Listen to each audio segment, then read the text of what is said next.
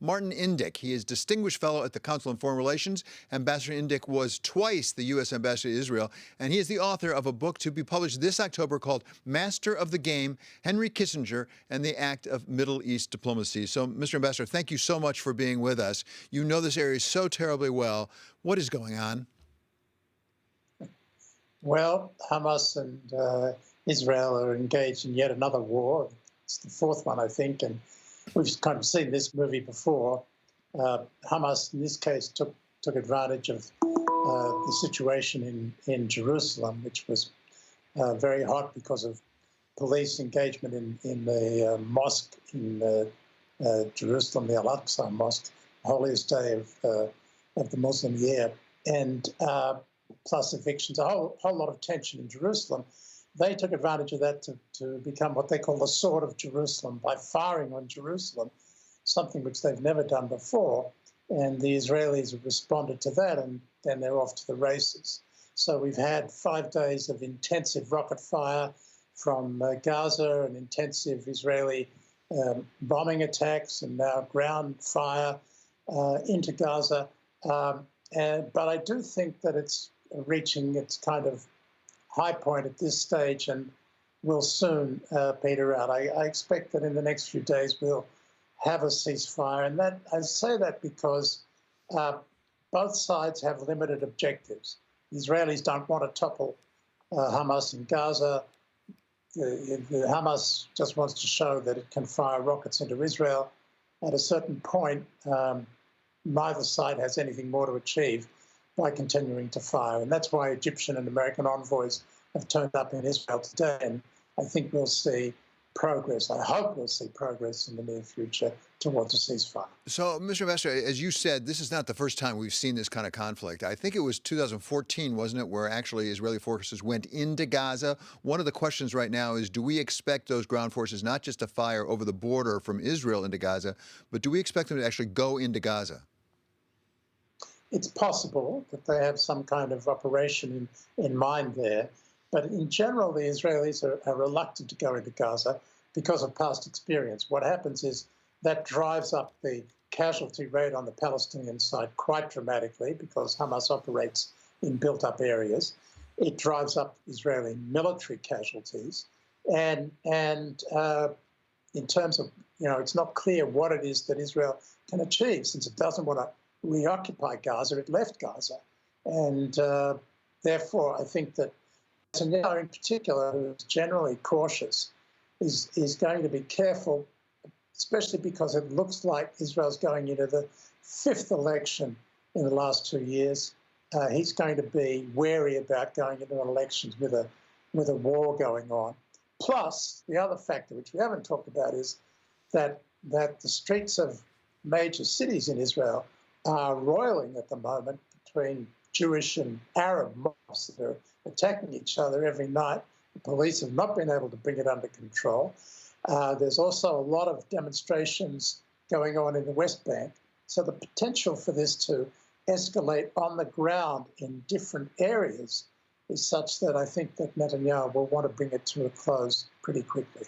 So former President Trump was very active, I think it's fair to say, in his diplomacy in this area and was proud of what he accomplished. I would say he got some peace relations between Israel and some Arab countries in part by saying, let's just ignore the Palestinians. We're not going to deal with them. We're not going to worry about them.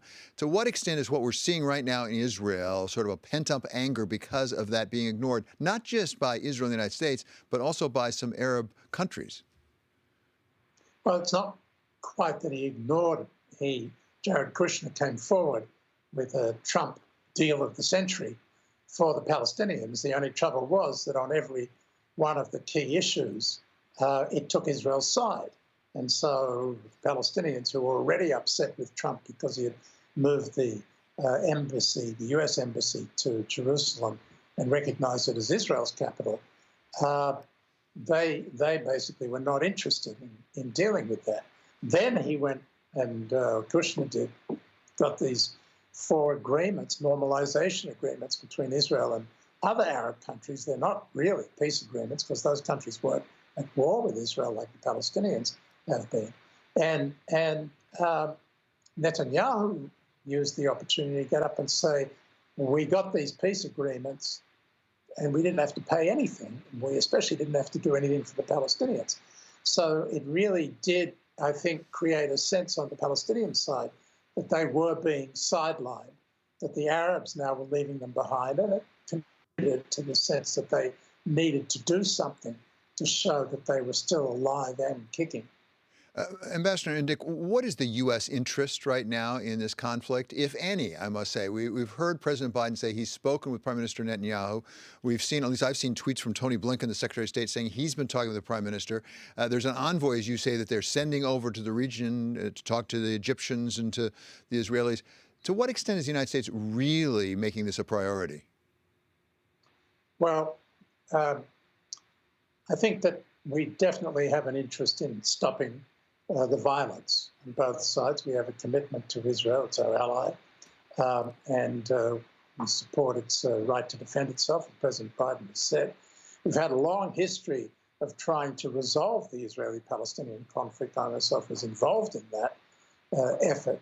The last round, which was 2014 under President Obama and Secretary Kerry, but in my experience, the sides were further apart at the end of our negotiations than they were at the beginning.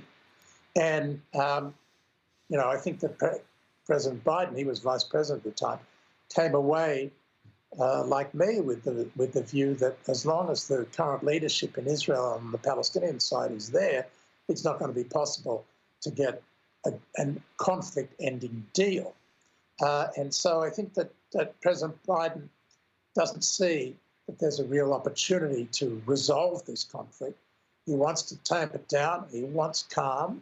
But in particular, he wants calm so that he can go and deal with the other priorities that the United States has, starting with China, Russia, climate change, economic recovery, the pandemic, and Iran's nuclear program. I mean, just to list them all, you get a sense of why those things would be more of a priority. So I think his focus now is try to get a ceasefire, calm the situation down, find ways to make some incremental progress in the direction of a two-state solution, but not try to get a big deal now because it won't be possible. And finally, Ambassador Indyk, let's come back to something you referred to, which is the political situation within Israel. I mean, they've had something like 4 elections in recent times. Prime Minister Netanyahu, some people think, is in more fragile condition than he's ever been politically over there.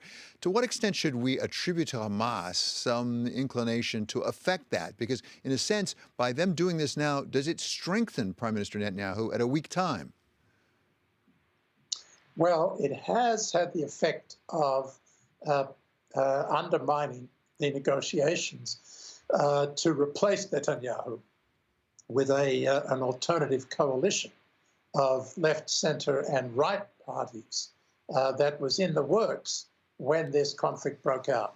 But I don't think that Hamas could possibly have imagined that they would have that effect. It's a kind of unintended consequence. Nor did I think that they calculated that they could stir up the conflict between Jews and Arabs in Israeli cities. These are all unintended consequences that have benefited Hamas, but I think that they're just taking advantage of the situation to be able to claim not only do we fire hundreds of rockets into Tel Aviv and even into Jerusalem, not only did we disrupt air traffic and put Israelis into shelters for half of the population, into shelters for days, nights on end. But, we also caused this problem inside Israel. So Hamas has gained from this, but I don't think it was intended that they would undermine the efforts to form a government. Let me just pick up on one thing you just talked about for a second time, which is Jews and Arabs within Israel.